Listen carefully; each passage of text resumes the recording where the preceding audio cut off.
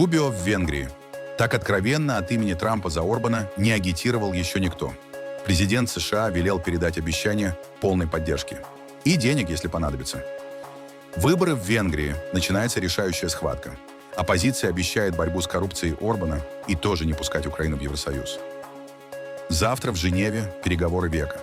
Стив Уитков и Джаред Кушнер за один день поучаствуют в переговорах с Ираном о ядерной программе и переговорах Украины с Россией, о Донбассе и Запорожской АЭС. Иран начал учения по перекрытию Ормузского пролива. Через него идут поставки 20% нефти в мире.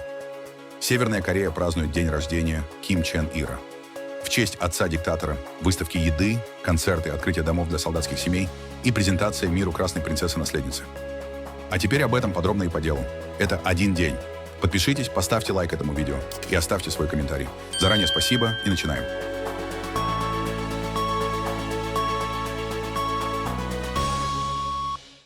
Госсекретарь США Марко Рубио продолжает политическое турне по Центральной Европе.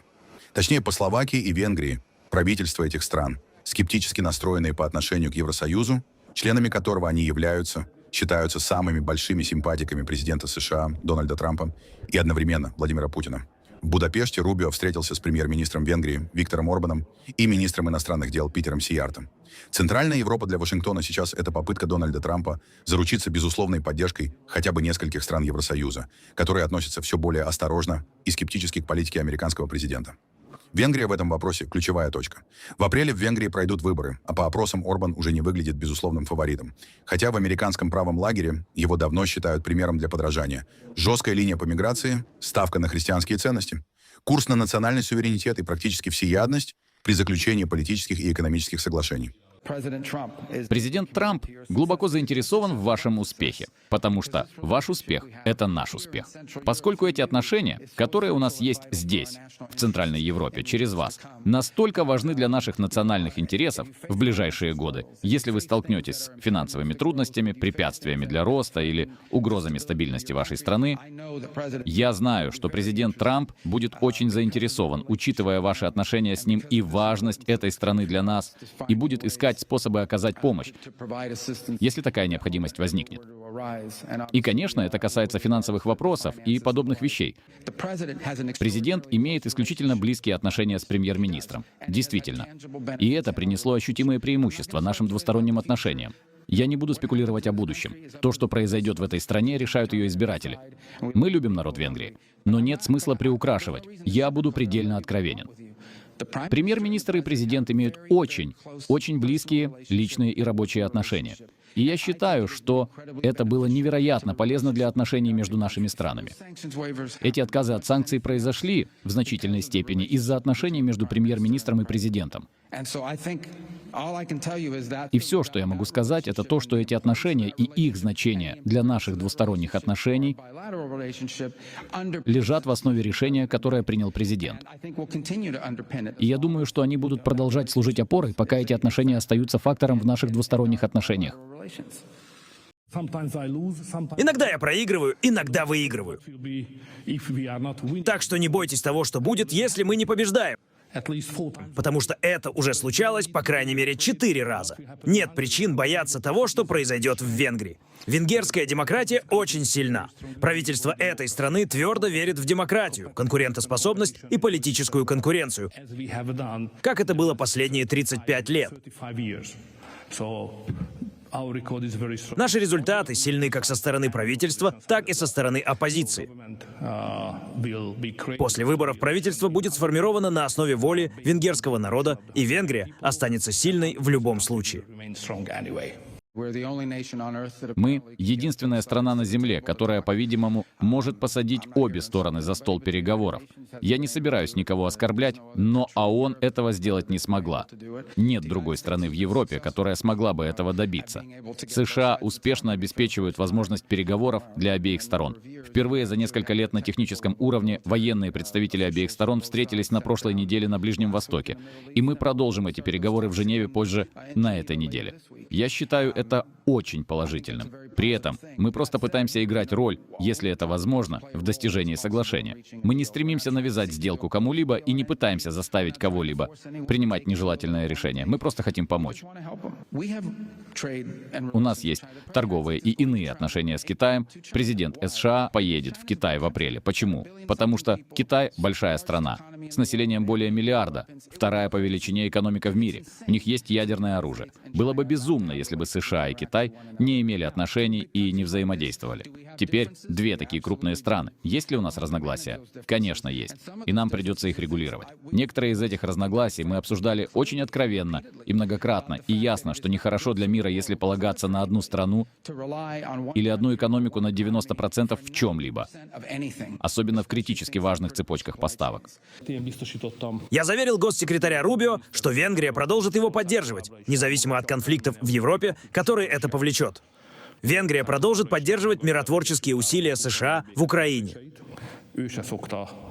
Трамп не подбирает слова, говорит прямо, что, по его мнению, в интересах США нет табу. Мы можем обсуждать все, включая вопрос о Китае, который вы подняли, или любой другой вопрос.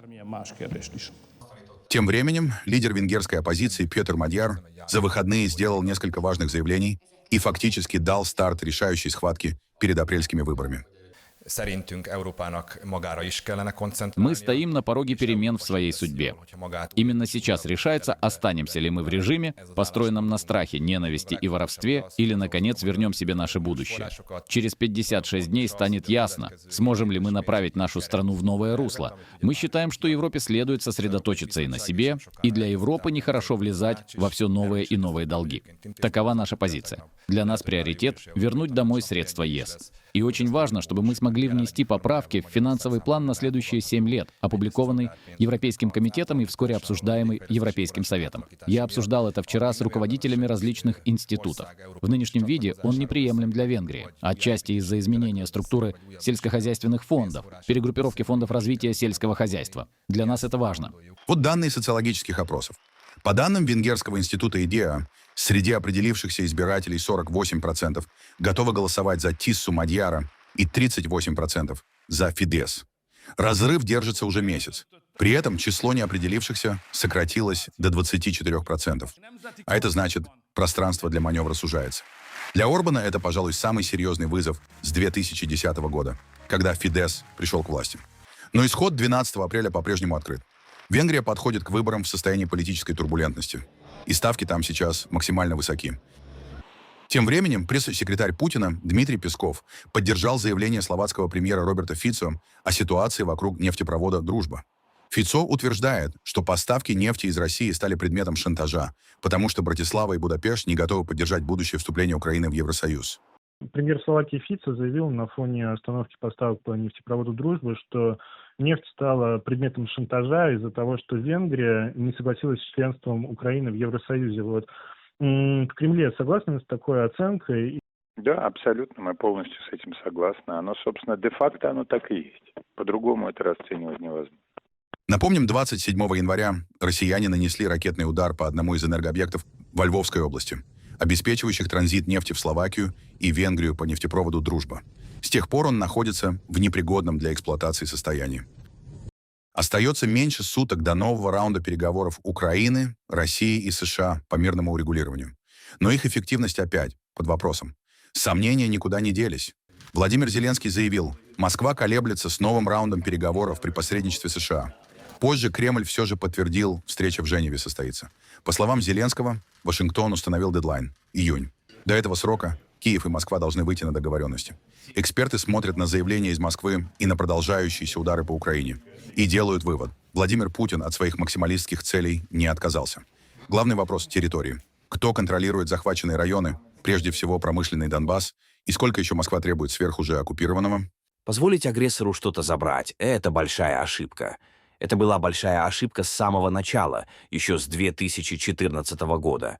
И даже раньше, во время нападения и оккупации части Грузии.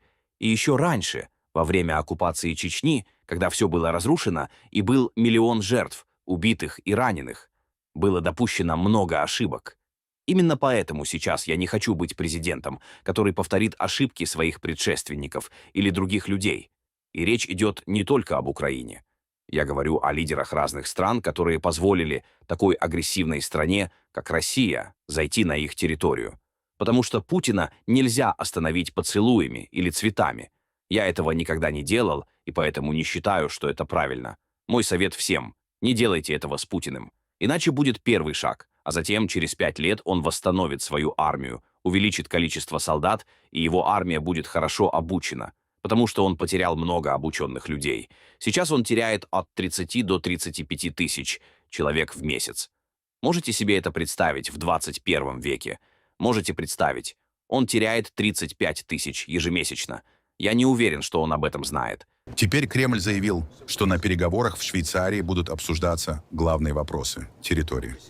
Российскую делегацию опять возглавит помощник Путина Владимир Мединский. О его способностях переговорщика и полномочиях принимать решения с нескрываемым сарказмом высказывались в том числе Дональд Трамп, Марк Рютте и Владимир Зеленский.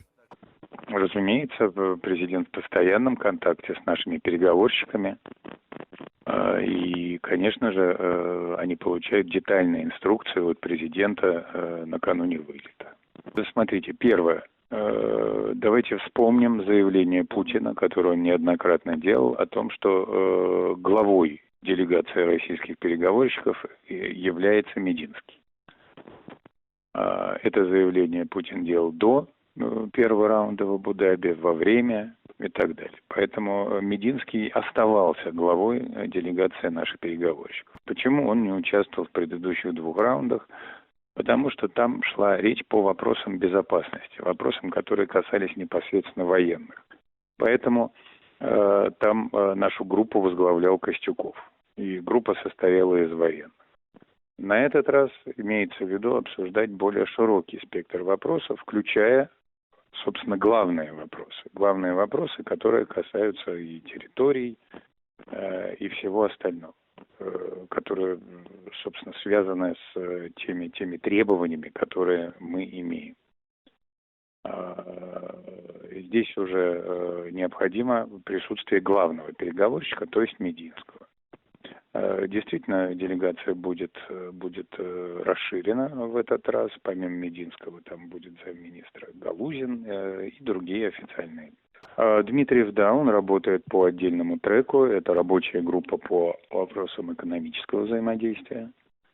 Она активно продолжает работать и ожидаем, что также в Женеве пройдут и эти встречи в рамках этой группы. Итак, во вторник в Женеве пройдут 2 раунда дипломатических переговоров. По Украине и по Ирану.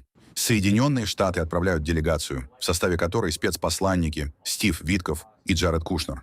Утром они встретятся с иранской стороной, а посредником выступят представители Омана. В то же время Дональд Трамп продолжает усиливать давление на Иран после жесткого подавления протестов. В регион направлена крупная группировка американских военно-морских сил. Переговоры обещают быть непростыми, а ставки высокими. Министр иностранных дел Ирана Аббас Аракчи накануне переговоров встретился с главой МАГАТЭ Рафаэлем Гросси.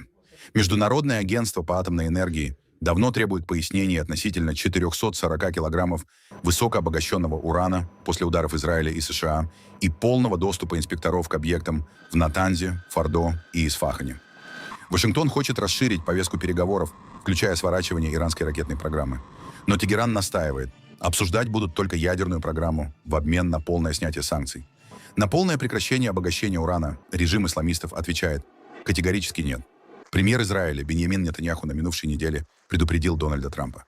Любая сделка с Ираном должна включать демонтаж ядерной инфраструктуры, а не просто остановку обогащения.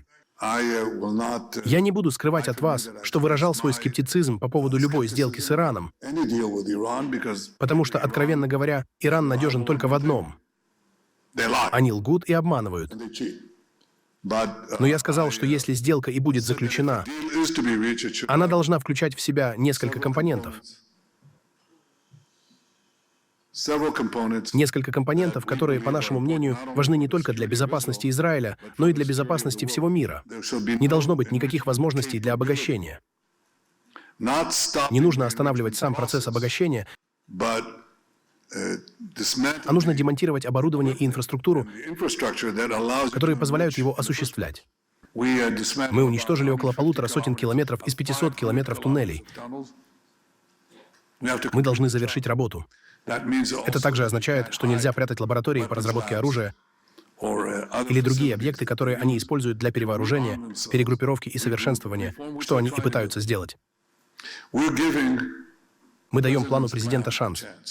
А вот как перспективы переговоров оценивает госсекретарь США Марко Рубио. Смотрите, заключить сделку с Ираном непросто. Я говорил это вчера. Повторю и сегодня. Мы должны понимать, что Иран в конечном счете управляется, и его решения определяются шиитскими духовными лидерами. Радикальными шиитскими духовными лидерами. Понимаете? Эти люди принимают политические решения на основе богословия. Именно так они принимают решения. Поэтому заключить сделку с Ираном трудно. Мы всегда говорили, что это сложно, но мы будем пытаться. Именно этим занимается президент. Я не буду заранее оценивать эти переговоры и уж точно не буду вести переговоры с Ираном здесь, перед прессой и на сцене. Наши переговорщики уже в пути, они будут проводить встречи, посмотрим, что из этого выйдет. Мы надеемся на сделку. Президент всегда предпочитает мирные и согласованные решения. Он показал готовность говорить и встречаться с кем угодно. И я думаю, что здесь есть возможность дипломатическим путем достичь соглашения, которое учтет наши озабоченности. Мы были бы очень открыты и приветливы к этому. Но я не хочу преувеличивать. Это будет сложно. Мы имеем дело с радикальными шиитскими духовными лидерами, которые принимают богословские решения, а не геополитические. Посмотрим, что будет. Я надеюсь, что все получится. Мы все надеемся, что все получится. Иранский корпус стражей исламской революции в США и ряде других стран, он признан террористической организацией, проводит крупные морские учения в стратегически важном для всего мира Ормузском проливе. Его ширина около 20 километров, и через него проходит пятая часть поставок всей нефти в мире. Маневры главной силовой опоры режима Аятолл начались на фоне обострения отношений с США и перед новой сессией переговоров в Женеве. Учения названы «Smart Control of Hormuz Strait» — «Умное управление проливом». По данным иранских СМИ, цель — проверить готовность Ирана перекрыть Ормузский пролив в случае атаки США.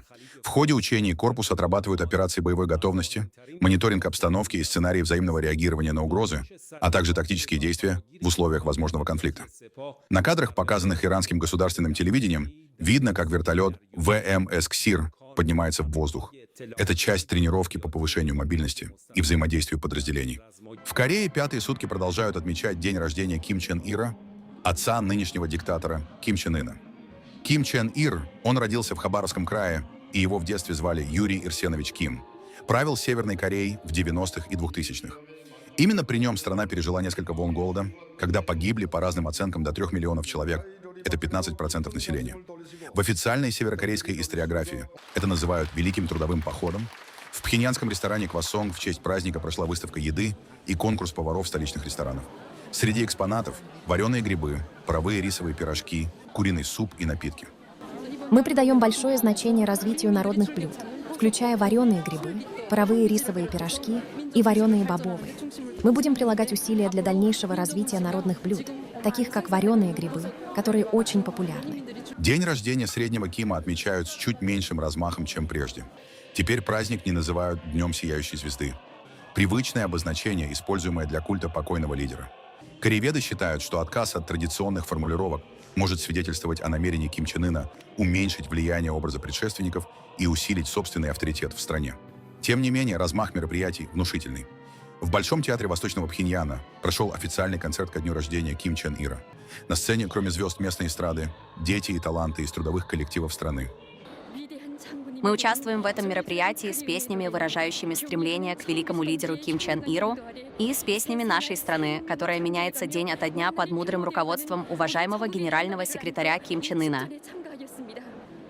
Мы старались показать истинные мысли всех сотрудников нашего министерства, которые доверяют и следуют указаниям уважаемого генерального секретаря Ким Чен Ына как заботу о нашей судьбе, готовя это выступление. А вот так день рождения отца диктатора празднуют северокорейские малыши.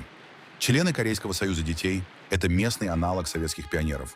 Хором скандируют поздравления. Тут же проходит прием новых членов организации.